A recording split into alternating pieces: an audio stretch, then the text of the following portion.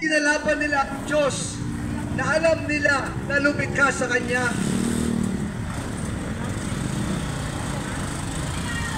Mga kapatid, mahal tayo ng Diyos.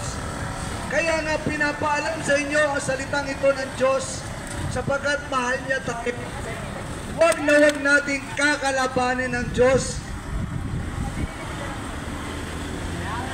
At maging ang mga lingkod ng Diyos, kagaya po, halimbawa ng mga ginagamit ng Diyos para mahayag ang kanyang salita, kagaya namin.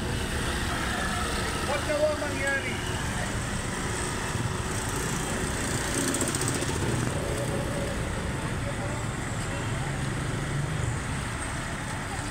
Praise God. Kaya di naman kayo ibilang ninyo kayo'y tunay na mga patay na sa kasalanan. Ngunit mga buhay sa Diyos kay Kristo Jesus. Mga kapatid, ibilang na mga sarili natin patay na sa kasalanan. Kapatid, kung wala si Kristo sa buhay mo, kailanman ang kasalanan ay hindi mamamatay sa buhay mo. Tanging si Jesus Christ ang makapapatay sa kasalanan sa buhay mo. Tanging si Jesus Christ ang makakapatay sa iyong mga bisyo.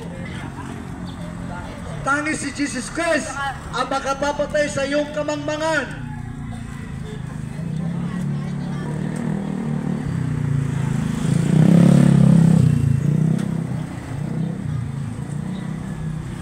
Kaya hindi naman kayo, ibilang ninyong kayo'y tunay na mga patay na sa kasalanan, ngunit mga buhay sa Diyos kay Kristo Jesus. Anong pipiliin mo sa dalawa? Buhay sa paningin ng Diyos o patay sa paningin ng Diyos? Buhay sa paningin ni Jesus Christ o patay sa paningin ni Jesus Christ? Mga kapatid, praise God, praise God.